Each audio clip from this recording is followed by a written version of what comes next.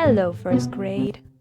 Today we're going to learn how to make our very own Miss Gray's green plant pots. We're going to need a plastic container.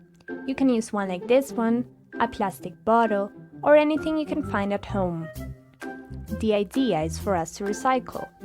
Please remember to make some holes like this one so that water can get out. Some green and black paint. Some paintbrushes. And a pencil. First, paint the container green. Once it's dry, use a pencil to draw a pair of eyes, a nose, and a mouth. When you're done, paint those black using paint or a black marker. Our pot is ready. Now let's add a plant. Add some soil and some seeds. I use some lentils, but you can use anything you find at home.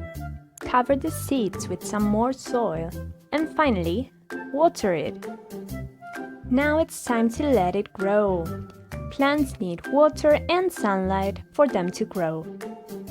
Here's how my own little plant grew. Look at those long green arms.